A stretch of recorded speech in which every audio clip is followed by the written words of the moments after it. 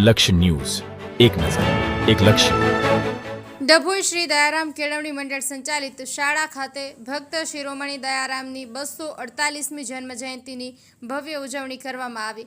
પ્રથમ શણગારવાડી ખાતે આવેલા ભવ્ય કવિ દયારામની પ્રતિમાને ફૂલહાર અર્પણ કર્યા બાદ શાળા હોલ ખાતે ગરબી અને નૃત્ય સહિત ભક્ત કવિ દયારામના જીવન કવન અને તેમની ગરબી અન્નકૃષ્ણ ભક્તિ ઉપર વક્તવ્ય સહિતના કાર્યક્રમો યોજવામાં આવ્યા હતા.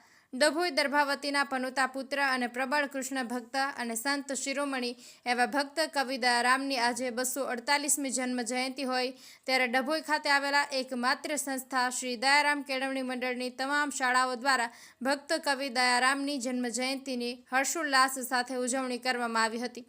શાળાના શિક્ષકો દ્વારા ડભોઈના શણગારવાડી ખાતે આવેલા દયારામ પ્રતિમા ખાતે ફૂલહાર અર્પણ કરવામાં આવ્યા બાદ પ્રમુખ દીપકભાઈ ભોયવાલા અને પરિવારની હાજરીમાં દયારામ શાળા સંકુલ ખાતે વિશેષ કાર્યક્રમ જેમાં વક્તવ્ય, ગરબી, નૃત્યનું આયોજન કરવામાં આવ્યું. આ પ્રસંગે આશાબેન કાપડિયા, જયશ્રીબેન ગજ્જર, રીતેશ પટેલ સહિત યોગેશભાઈ, કૌશિકભાઈ પંચાલ સહિત તમામ સ્ટાફ, શિક્ષકો, વિદ્યાર્થીઓ હાજર રહ્યા.